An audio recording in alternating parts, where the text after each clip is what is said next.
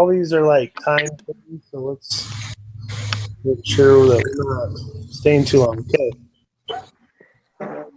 Matt, so the first thing, Matt, you are Merton, and it's time for your 9 a.m. meeting with Tevin and Harris. What position would you advocate in that meeting?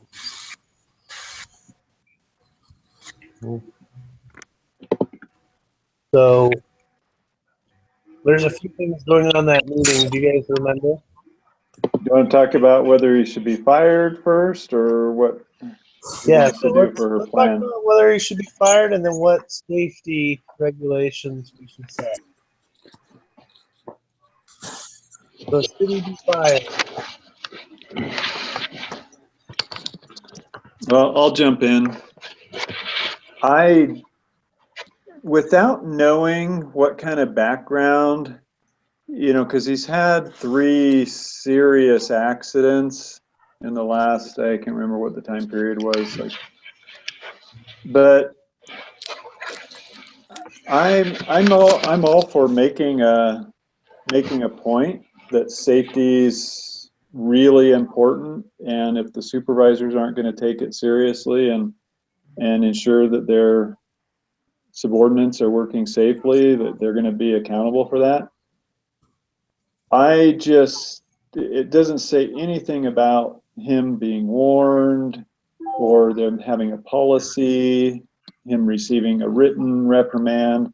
So I would be more on the side of not firing him, giving him a written warning, and then kind of putting it out through the grapevine that a superintendent was almost fired because of safety.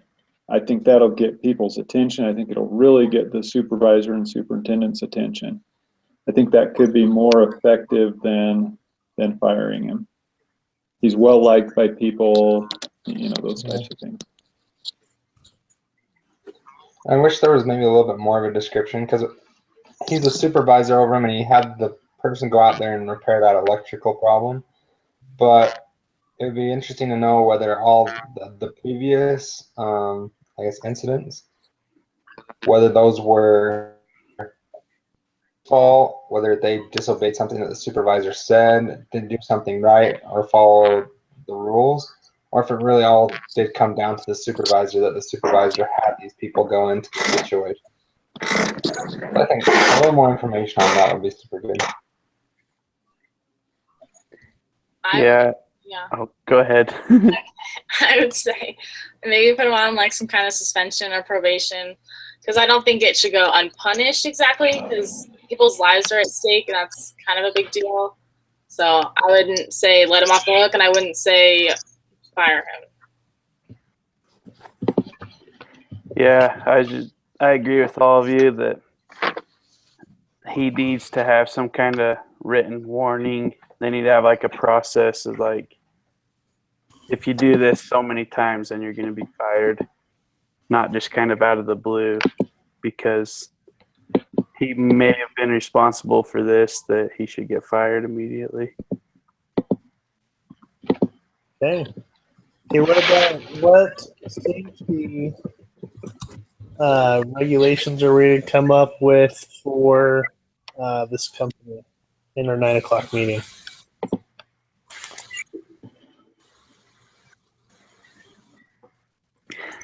I think just like what we've talked about before, having some kind of system if you get in an accident and you get written up, or if something happens and you get written up, and there's like a formal process before you get fired.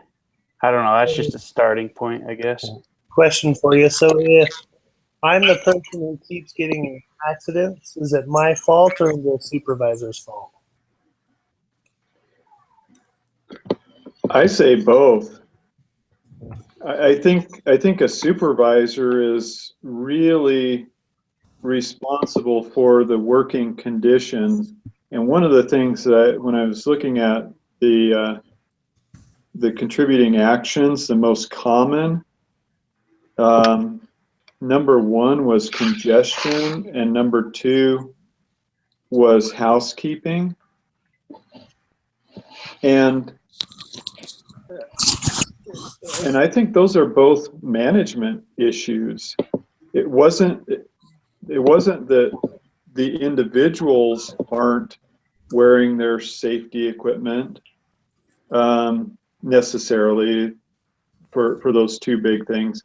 So I think a manager or supervisor position really needs to make sure their employees are working in a safe environment, that it's clean, at least to the point that it's not unsafe, that they have the proper equipment, and that they're following the safety procedures. It really is ultimately up to the individual.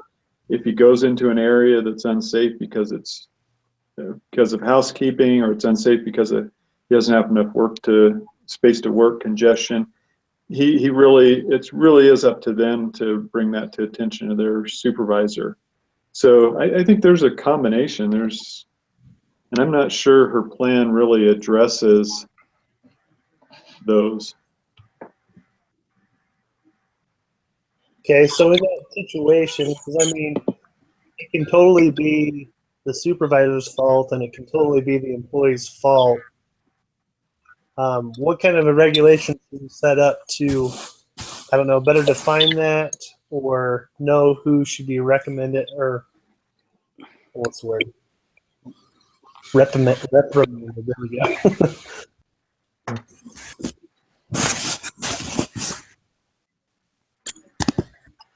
I don't know if there's like a system, but I mean, I would have to take every situation individually, because for one moment it could be the supervisor's fault, the next moment it could be the whoever's under the supervisor's fault. I would just maybe have someone that's their sole job, maybe an HR, that they take each case by case and see, is this person just like a klutz, or is it the supervisor's fault? One other thing I was thinking about was you might have to change the mentality of the workers a little bit, because in the article it talked about, there's one guy who was talking about how it was tough work, and that he says burns, cuts, smashed fingers just come with the territory. They make you part of the crew. Danger's like a rite of passage. So I think maybe that they need to have a training or some kind of motivation or something that's going to help change the mentality of the workers. I think it's really good that they like the work and that they pride themselves on being tough and they can do these hard types of jobs, these manual labor. But they need to, I don't think it's good to have the mentality that when you put yourself in dangerous situations, then you're going to become the best worker of all. I think they need to kind of start steering away from that mentality, and that might help with it as well. Okay, what kind of mentality should be implemented then? Something, I think keeping the tough, like making sure that, okay, we're some of the toughest workers, but we're also the safest workers. Like, we don't put ourselves in dumb situations. Yeah, maybe we do some really tough things, and it may be really hot and lift heavy things, but we're going to do it in the best way because we're going to watch out for everybody and make sure that nobody loses a finger, nobody gets hurt. So maybe switching to that kind of mentality. So we could say that the mentality is we are the toughest and the safest workers. Right, yeah. If you could do that. I don't know exactly how you would do that. But. Okay. What other things should we be implementing at our 9 o'clock meeting for the next 2 years of safety regulations?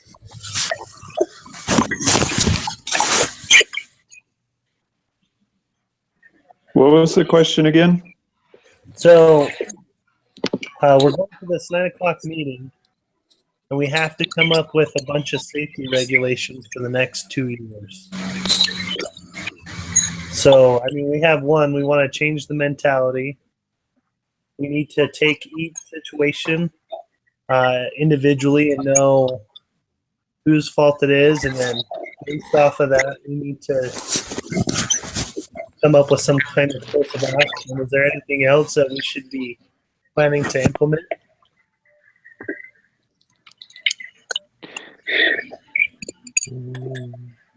My recommendation was they really need to do like a whole plant-wide push that safety is everyone's job. You know, have some type of a theme, have posters all over with that, like just focused theme, and then follow that up with training to where, like, each at the beginning of each shift, instead of having a safety committee that kind of goes around and you know, kind of looks at things, but then people are on their best behavior. I think what the supervisors should do at the beginning of each shift should do a safety walk and grab one employee, you know, and all it takes is like 10 or 15 minutes.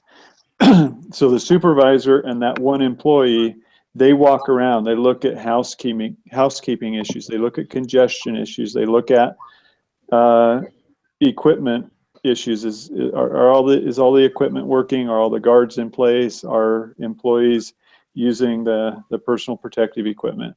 And so each employee gets a chance to do that, you know, at least once every few days, depending on how many people are on the crew.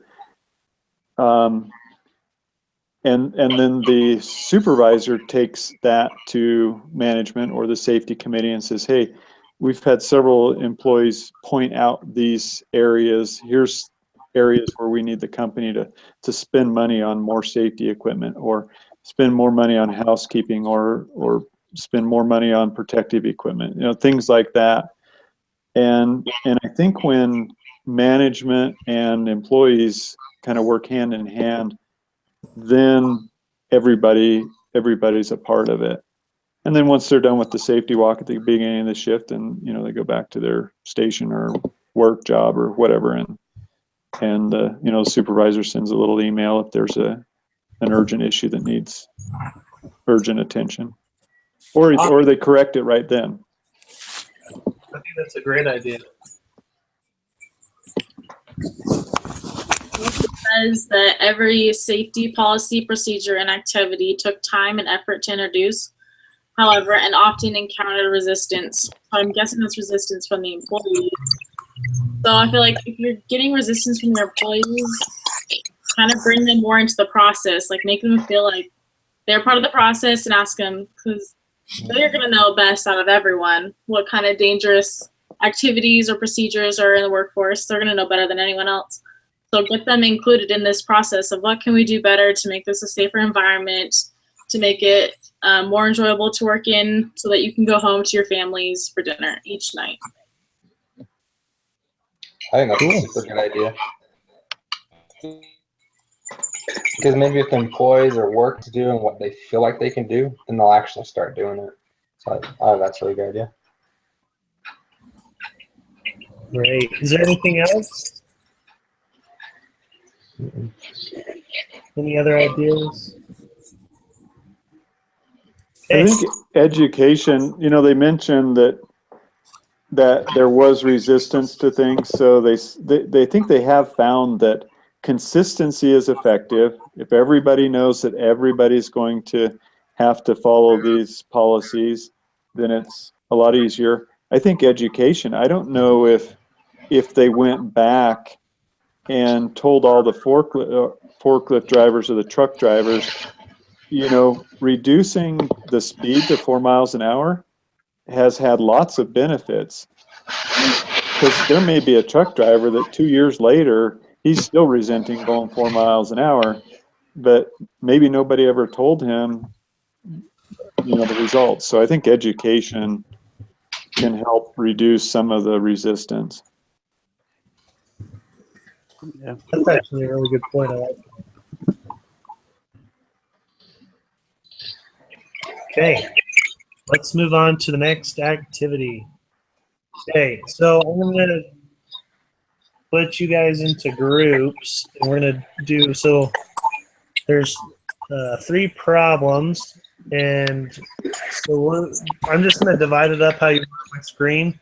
Tanner and Norman will be in a group, and Lexi and Jerem will be in a group. Okay. So Tanner and Norman, you guys are to look at Exhibit 5 and figure out what injury numbers are improving, which is going down, and which are going up.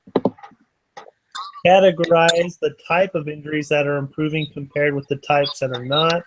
And then just be prepared to explain your findings to the team. This activity is going to be 10 minutes, so you got 10 minutes to do that. Lexi and Jerem, you guys will look at Exhibit 6. Go through the list of sample injuries. Look for common themes and causes. What can you learn about safety at Mission Valley from the list? And then be prepared to explain your findings. So does Okay. everybody know, or do I need to repeat it? Can you repeat the last part of our assignment? So the last part is what can you learn about safety at Mission Valley from the list? Okay. All right. How are we supposed to talk? Right. Good question. I don't know. That's all it says is put at least 2 people in a group. So I was like, okay. So I guess we do it individually and then we come together when we present. Okay. Okay, so what was our group supposed to do? I've got the thing. Just tell me which group. Group 1, 2, or 3? Group 2. Thank you. 2? Okay. I think I was supposed to assign someone at least one group to group 1 now that I look at it, but I didn't. So You could do that. yeah, I'll just do it on my own. That's fine. So, okay. I guess you're going to do it on your own for 10 minutes, and then you guys can discuss it as a pair when you bring it up. Okay. Sounds good.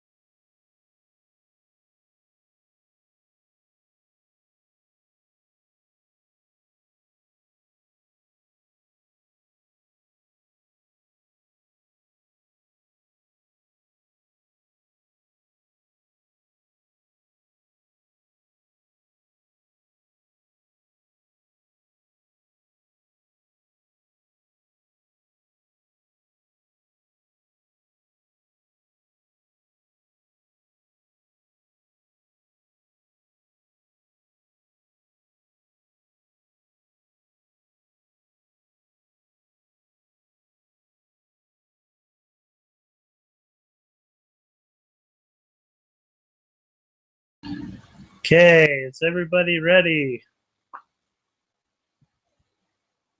Yep. Okay, well, I'll just go in order. I was in my own group. I was supposed to compare exhibits 3 and 7 to answer the questions: when safety improves, does productivity decrease? And the answer is yes. So from 1987, the production from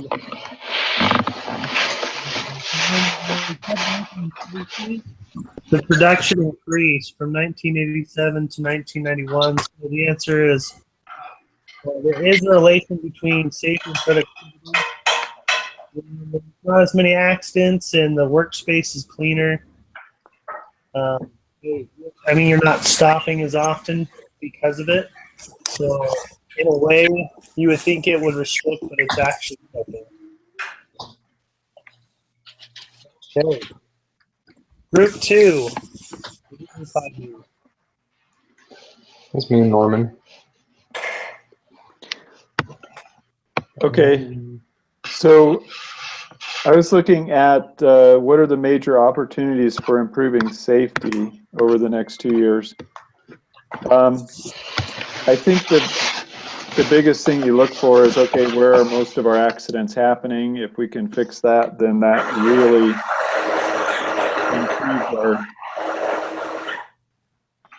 really improves our safety record, and it reduces the number of issues. Mm-hmm. So I said housekeeping was the major opportunity, and probably the changes that I'd recommend would be to increase the housekeeping budget. You know, if you don't want to reduce productivity of your workers, and a principle of business is you don't want to pay, I don't know, I'm assuming a aluminum smelter maybe makes, $28-30 an hour. You don't want to pay a guy making $28-30 an hour to, sweep up around a certain work area or something. So you bring in somebody less skilled, a janitor, that you can pay, $15 an hour, $12 an hour, and have them go around and keep the areas clean, so there's less slip and falls.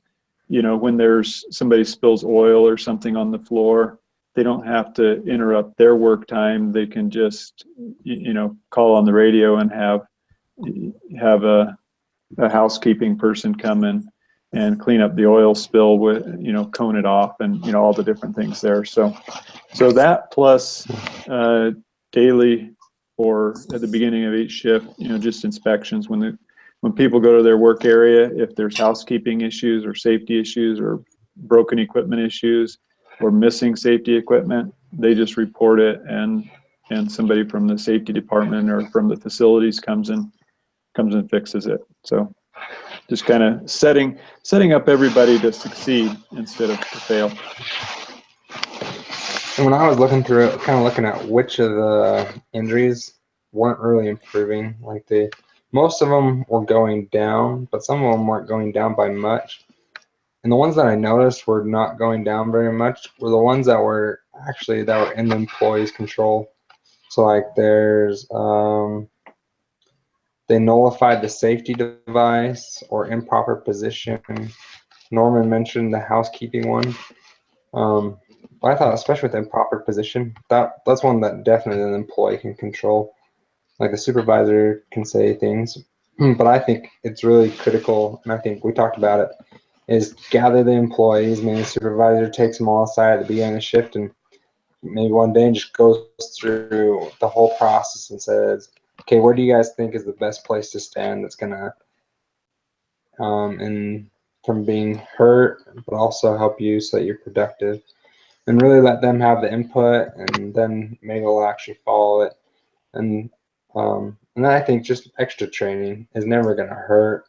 Maybe they'll find it a little bit boring, but kind of take what we talked about last week, is kind of make the training in a fun way that they actually enjoy the training. That'll really help them, I think. Those were kind of things that I found out when I was looking through it. It's just mostly the things that the employees can specifically work on. Okay, group 3. Okay, I can go first. So we looked over some of the injuries from date 806 to 827, so just that month. And I found 3 different like feet-related accidents, and then 3 like burn-related accidents. So I think for one of our questions, the patterns, and then oh wait. So what we can learn from this would be better like fire safety, like training, and then also maybe get clothes that are maybe fire resistant, or even steel-toed shoes or some kind of boots that wouldn't hurt your feet if something was dropped on them. I don't know. I feel like that's something you could do to improve those 2 situations.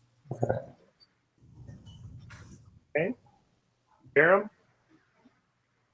So, yeah, to go along with that, I noticed that a lot of the injuries were just caused by like clumsiness.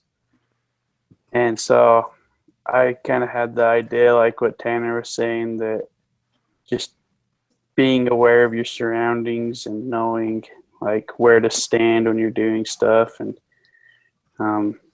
just, yeah, being aware. It's kind of what I got out of it. Okay. Great. Okay. Step 3. So after all this has been revealed, so it just says group 1 should have discovered that safety goes down. The number of hours to produce a ton also goes down. In other words, safety improves over the long run. Production also improves. So are you surprised by that?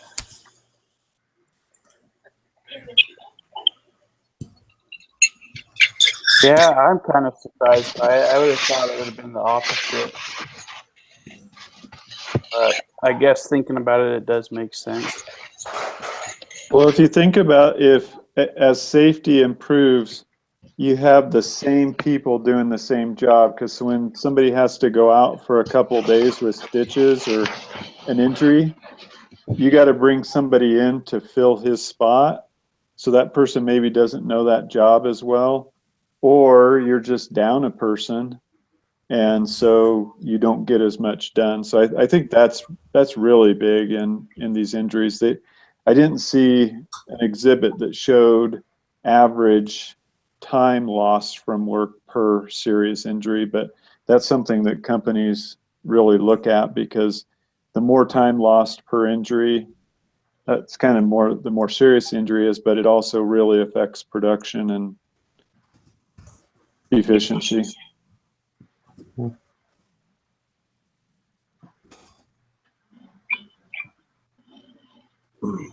Lexi, Tanner, you guys got anything? What was the question again? So are you surprised about my wonderful findings in group 1? About whether or not, like, are you surprised that as safety improved, productivity also improved? No, that makes sense, because if you're injured, you're not helping with productivity. Okay, Tanner? Yeah, I agree. I was kind of, well, with Jeremy, it kind of does surprise me, because you think, depending on how meticulous you were, like if you had to spend more time on a project, then your productivity would actually go down. And that's why it was surprised me that even though the forklift went, instead of going 11 to 15 miles an hour, was now going 4, productivity decreased. I would have thought that would have been completely different. So I don't know. It'd just be interesting to see more data on it, because I think it's pretty cool that it actually went up, even though they're going a third of the speed. Same here. I was the same way. So, okay, do you think that productivity would go down with increased safety? So if we put more safety regulations, would it go down or would it stay up? Or keep going up, I guess? Sometimes safety can lead to innovative things. Like they mentioned that instead of moving material by large sheets by forklift and stuff, they started using overhead cranes. So some safety things can really save time if you're not set up efficiently, like they have to go to a big central storeroom or something to get new safety glasses or something like that versus just having a safety cabinet in each work area. So it just depends on how you set it up.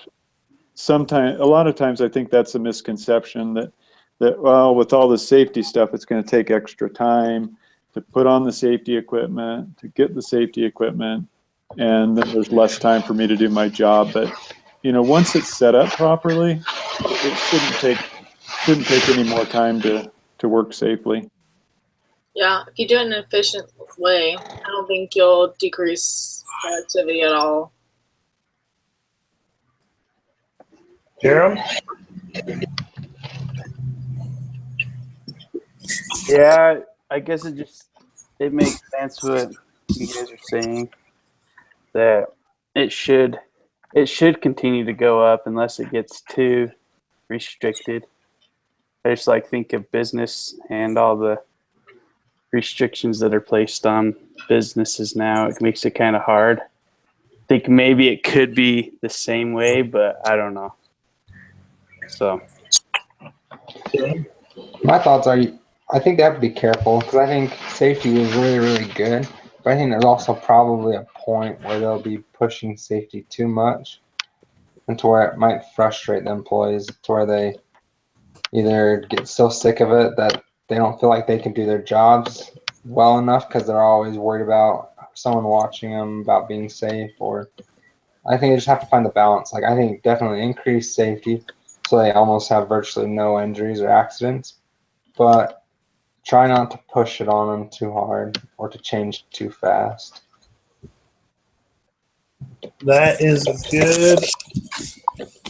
very good statement because, if you are too restrained, and you would think that the business itself is holding you back in a sense, and everybody has deadlines. And you have all these safety regulations that you have to do every time you have to do something.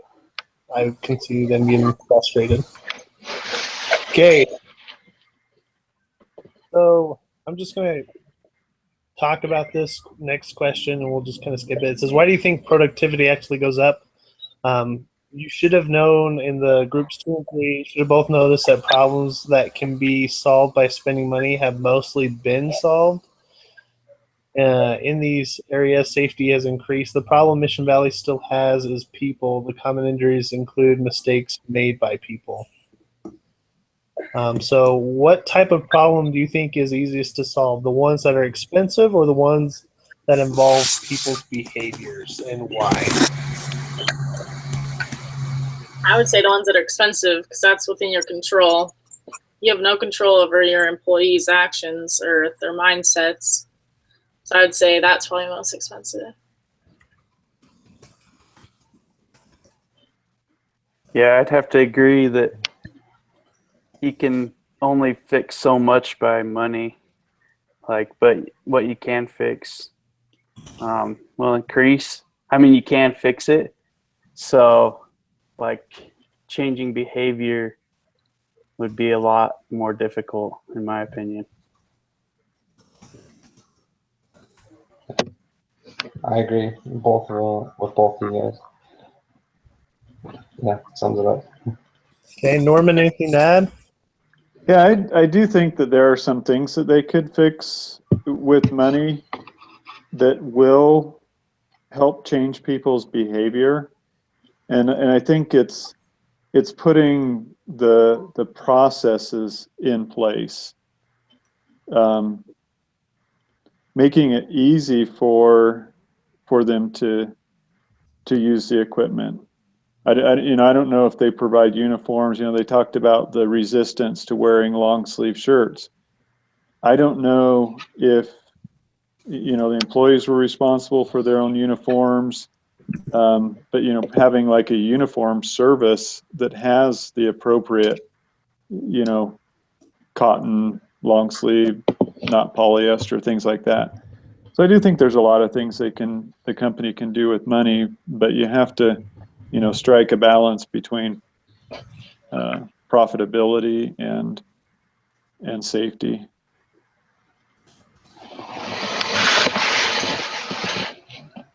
I'm just right.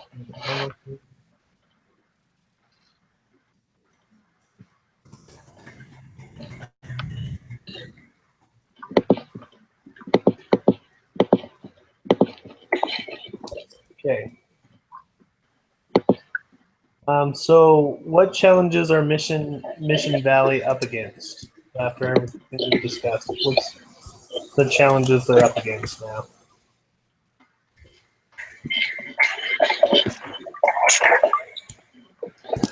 I think the goal is to get 0 or pretty much no accidents throughout the year.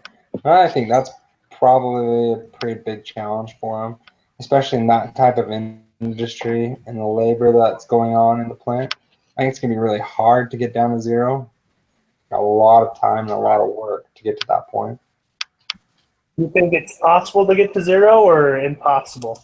Well, I think it's possible. I think the more it's going to take a lot more effort, and maybe productivity is going to start to go down as you're really getting, and you're going to start getting really nitpicky about the fine details to get down to 0.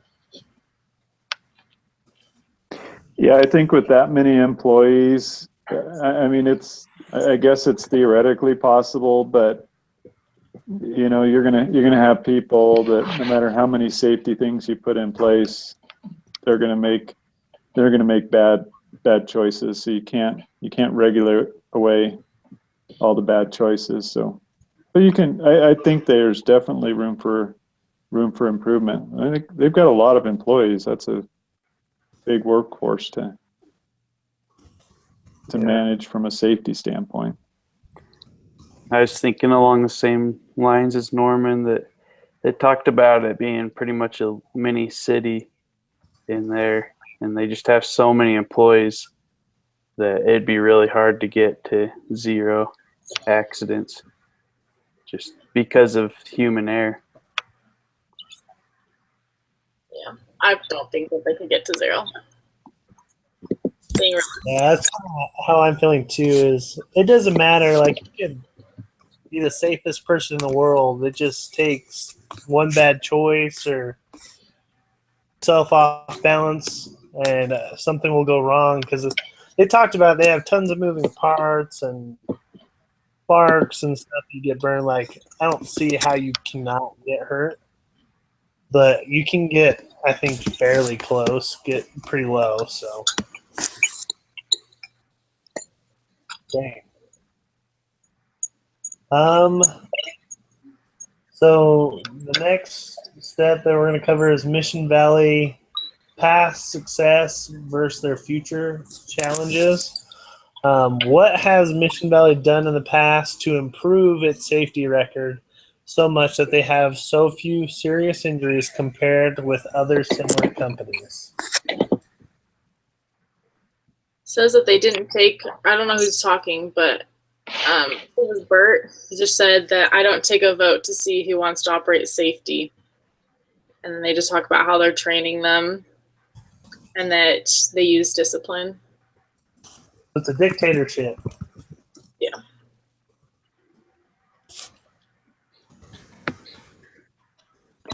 I do think safety has been a big focus, and I think they're very proactive. And I think she may just be a little frustrated that it's not happening faster. So I think if she can just focus on it being a little more specific in the programs, and looking at where there's still room for improvement, I think they can make those make the improvements that they want. Then it started off with that guy that got hit and he died from the forklift, and that was in let's see, like July, May of 1991. May of 1991. And then when I was looking through my chart, that's about the same time when I guess the accidents really start dropping off. Let me pull it up real quick. Yeah, in July of 1991, most of the accidents dropped at least by half, if not by a quarter, by quite a bit. They took a huge drastic drop. And so I think maybe that woke everybody up, just kind of really like, hey, we actually have to start being really, really careful, and hopefully that will start making a bigger difference. That people realize, okay, we have to be more safe because things like this can happen. So we should implement 1 death per year to increase safety. I don't know about that. 1 sacrifice per year. I think just we don't, you don't have to do it, but I think just reminding people, maybe even just like this happened a year ago, make sure we're still being safe. Well, that gave me an idea. You know how they do like they stage the drunk driving accidents at high schools Oh yeah. to, you know, scare the students into not, you know, drinking and driving around prom time or whatever. Maybe they could do that like with an accident, like in the workplace. You know, kind of just, it's kind of a sobering thing, and probably for a good period of time after that, people will be very safety conscious. That is a good idea. I didn't know they staged drunk driving.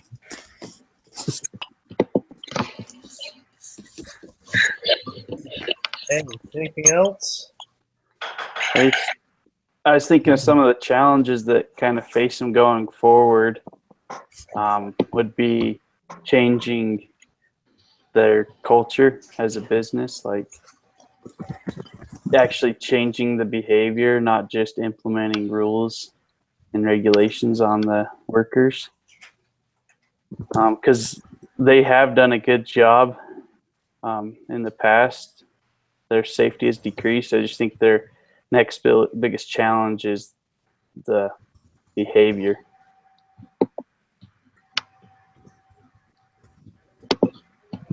I agree with that.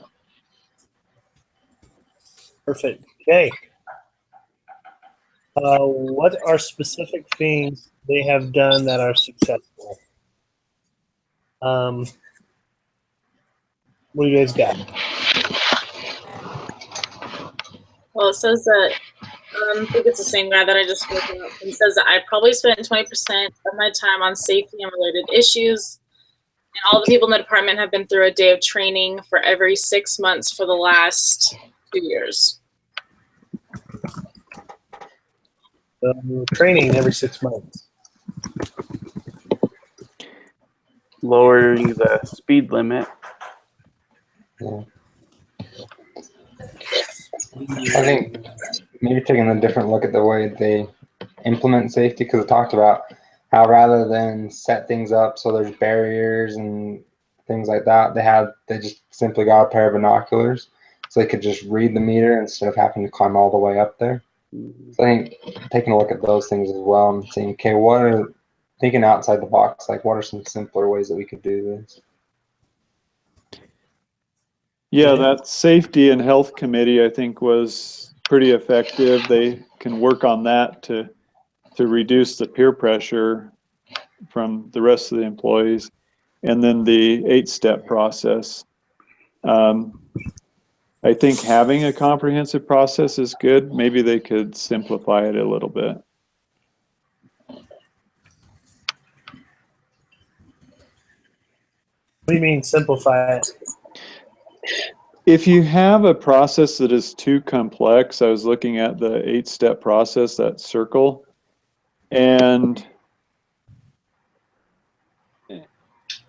I think if they try to train their employees on 8 steps there, I think the 8-step process is good for management and maybe the safety committee but they really need to bring it down to each employee as far as changing their attitude. So I guess I would say that the 8-step process is a good process of correcting problems, and good for the management and the committee. Okay. But it is kind of a longer process, you know. If they can figure out something quickly and implement it quickly, it's probably better.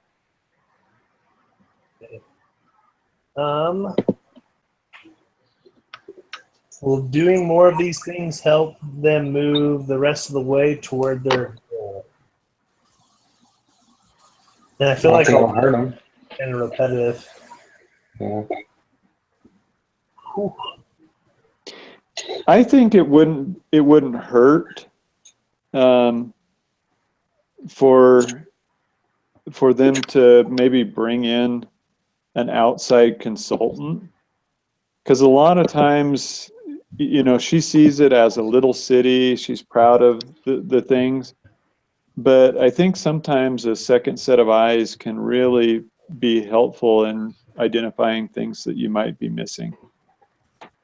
So, you know, just bring somebody in and, you know, have them do an evaluation of where some suggestions that they could have, kind of like what we're doing.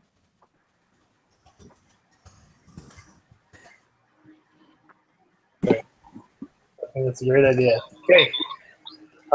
What challenges, what are the challenges for the future? Challenges, I think the biggest challenge that they really need to do is getting people's behaviors on the right track. Right? Yeah. Individual behavior. Yeah, the other thing I see is biggest challenge to safety in general is complacency. You know, if they do get the accidents down to where they want them, they can't just say, "Oh, good, we're done." They have to continually keep you know, pushing that culture of safety is everybody's job. Yeah, definitely getting the employees on board, I would say, is a big factor.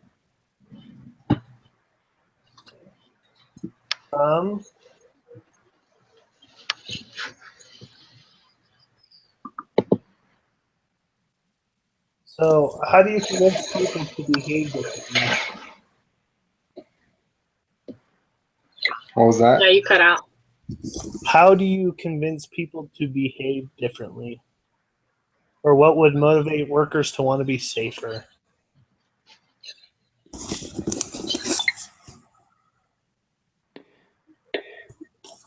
I think you need to use all the elements of motivation, you know, pride in their work, recognition, incentives, even fear of dying or having your hand cut off. Yeah. But people get motivated different ways, you know, so you have to have a really broad ranging motivation so that you can get everybody motivated. So maybe what if we said each supervisor evaluates their teams, and based on the person, they find out what motivates the people they're supervising, and give them incentives based off of that? Or Well, I think you have to have it uniform and company wide, but rather than just having, say, a bonus system based on accidents in your division, because some people might not be motivated by money. So if that's the only motivational or incentive program that you have, you're not going to motivate all of your employees. So your company-wide thing has to have lots of different motivational elements. So so pride in your work. So you can have some type of competition between divisions to have, you know, the best safety record. And so then the people in smelting are going to be like, "Hey guys, let's step it up," you know. So then the teamwork and bonding and things like that. That type of motivation comes into play. Whereas some people in smelting might not care about money, but they might care about, the pride of their team or their group. So just having a wide range of things instead of just one type of incentive. Okay, cool. Okay, next question. So, do you guys always follow safety procedures? Who all here wears their seatbelts every time they're in the car? I do, but only because it won't shut up if I don't. Norman, Tanner, how about you guys? Lexi raised. Yeah, My wife gets after me if I don't. Okay, cool. Okay. I was in a pretty bad rollover accident when I was 17, and I would have probably been ejected or killed or whatever if I hadn't been wearing a seatbelt. So, my parents always made us wear seatbelts, and so I, kind of grew up that way. But after that, I'm a pretty firm believer in seatbelts. So, Jerem is motivated by sound, and you're motivated by fear. Yep. Okay. And I'm also motivated by sound and fear. So, who avoids texting in dangerous places? So I would assume like texting in the car, or texting in the middle of the road. I don't know what else would be considered dangerous places. Walking down the street with your head down. So who avoids texting in dangerous places? I try to. Yeah. Well, I don't. kind of bad at this because I like to drive with my knees sometimes. And if I got something, See how talented you can get. Yeah. So I'm supposed to ask what would get me to change the behavior. For me, it'd probably, given an accident, something like that would have to happen for me to really snap into it. Okay, so who uses crosswalks? So who's a jaywalker? Oh, I'm definitely guilty of that one. Yeah, me too. Yeah, depending on the street, but yeah. Yeah, right. So what would have to change to get you guys to change your behavior on that? Maybe get a ticket. Yeah. $75 fine. Then I'd probably do it. If there was a cop on every corner watching, then yeah, I probably wouldn't do it. The smart car cop on BYU's Right? campus. Yep. Yeah. I Okay, could probably so- outrun it though. I have known people who've outrun him. My cousin is one of them. So the next discussion is Linda's plan for 1992. I'm supposed to ask you guys to go through each item on this list, talk about them, which ones will help get the company to its goal. What list? Wait, what? What we just made. It's Exhibit 11. Exhibit 11? Yeah. Page 21. I guess I didn't look at that exhibit. So the first one's monitor complete implementation of recommendations on falls, establish reporting procedure, provide detailed tracking, and report.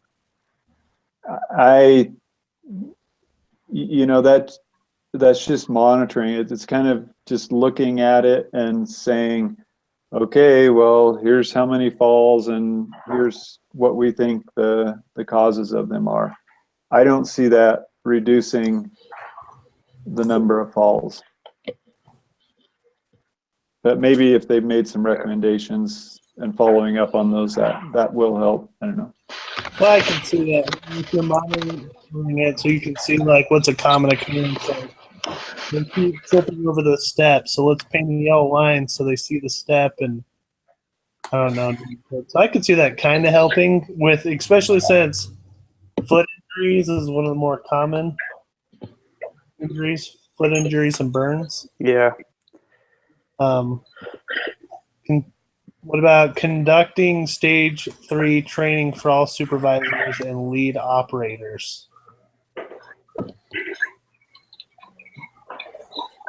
Yeah, that That would work. would be good. Why is it good, Jerem?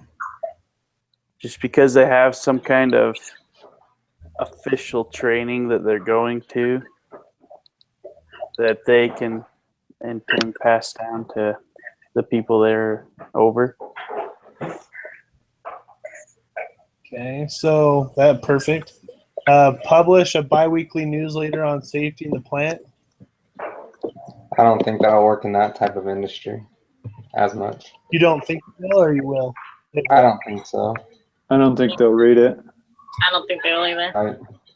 I mean, maybe if What you were if- sitting at a desk and you got bored, then maybe you'd read it, pick it up, and just look at it. But if you're Or if they're injured and they have nothing else to do. right, there you go. Take that to them in What the about- hospital bed. Yeah. I was thinking, what about in the bathroom? Reading material. Put it on the back of the bathroom stall. Yeah. Okay, They do that, you know, put it in front of the urinals. there you go. Yeah, there you go. Improve safety committee. Better information, training committee leaders at crew level. To me, that stuff like this just seems very general. I mean, I think if she put this in her doohickeys report, the instructor would say to be more specific. Yeah. Yeah.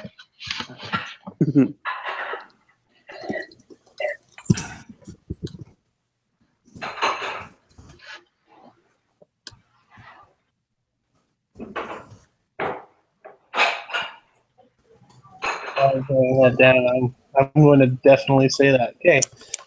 Establish safety recognition programs, awards, and based on performance improvement. Make it fun. I'm for that. Yeah, I think that'd be a good idea too. Okay. So, and then meet with superintendents on a monthly basis to review safety performance. Which of these 6 options do you think is the best thing that she could definitely do? What's the best option? I would say the last one. I think maybe if they did the last one, but got some type of competitive, some competition between the superintendents, I think that'd help. Yeah, kind of a mix between 5 and 6, I'd say. See, I'm just not sure if your goal is to develop a culture where every employee has bought into the fact that safety begins with me, from housekeeping to reporting broken equipment to paying attention to, you know, all of those things. If that's your goal, to have every employee have that culture of I'm responsible for safety here at Alcoa, I think you really have to focus on that. I don't see 6 really necessarily accomplishing that goal. Are the superintendents going to get that information to all the employees? Who knows? Perfect. Okay. So I guess we've already talked about this. It talks about changing the culture and like foods. Yeah, we've already kind of talked about it. So let's just wrap up. What did you learn from talking about the case that would apply to future workplaces? It's a complex issue. There's a lot of moving parts, from the layout of the plant, your safety budget, your safety equipment, reporting is pretty complex. Training is complex. Keeping everybody. It's a big thing for a company to make sure they have a safe workplace. I would say money doesn't fix all problems. True. Shocker.